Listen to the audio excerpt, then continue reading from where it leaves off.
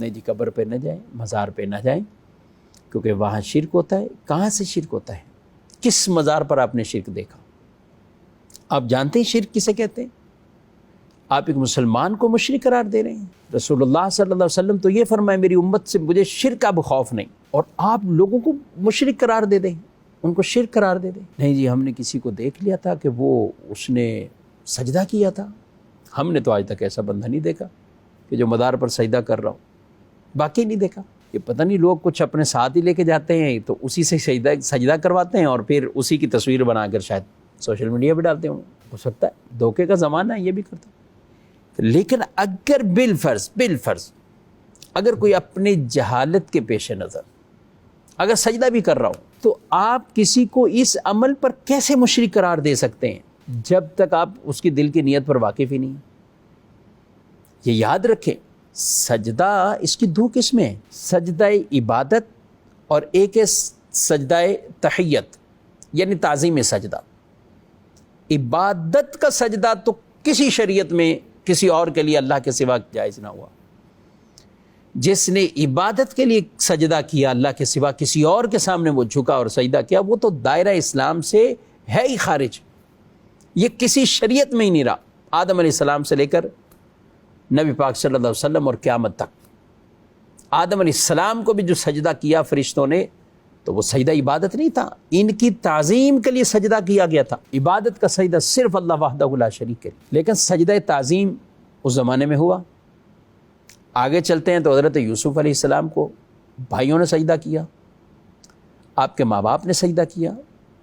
یہ کیا تھا سجدہ؟ سجدہ تعظیم تھا، یہ سجدہ تحیت تھا، تعظیمی سجدہ تھا۔ رسول اللہ صلی اللہ علیہ وآلہ وسلم سے جب صحابہ نے پوچھا یا رسول اللہ صلی اللہ تعالیٰ علیہ وآلہ وسلم کیا ہم آپ کو سجدہ کریں، آپ ہمیں اجازت دیں؟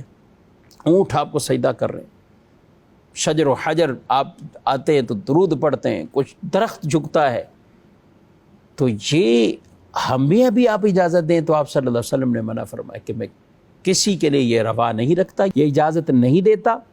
اگر میں دیتا تو میں یہ کہتا کہ بیوی شوہر کو سجدہ کرے، یہ بھی اب شوہر کے مقام کو بیان کرنے کے لیے کہا، اگر میں سجدے کی اجازت دیتا تو یہ کہتا، لیکن میں کسی کے لیے یہ روا نہیں رکھتا۔ اور شریعت محمدیہ میں سجدہ تحیت، سجدہ تعظیمی یہ بھی منع کر دیا گیا، حرام قرار دے دیا، لیکن اس کا حکم حرام ہے، یہ کفر نہیں ہے، یہ شرک نہیں ہے، یہ بات سمجھنی چاہیے۔ ہم اس کی کوئی پذیرائی ہی نہیں کرتے کہ ہم کہیں کسی کو بھی سجدہ کرو، کسی پیر کو سجدہ کرو، کسی مزار پہ سجدہ کرو۔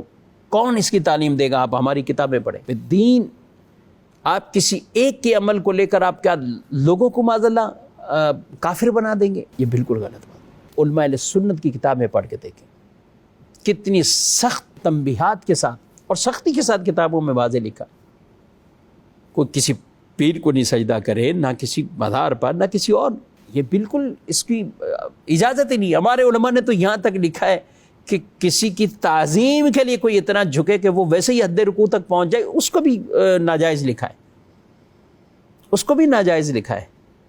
سجدے کی بات تو بہت، تو اس لیے ہم اس کی پذیرائی ہرگز نہیں کریں گے اگر بالفرض کہیں ایسا ہوتا، لیکن اس کو بنیاد بنا کر معاذ اللہ کسی کو مشرک قرار دینا، یہ لمحہ فکریہ ہے۔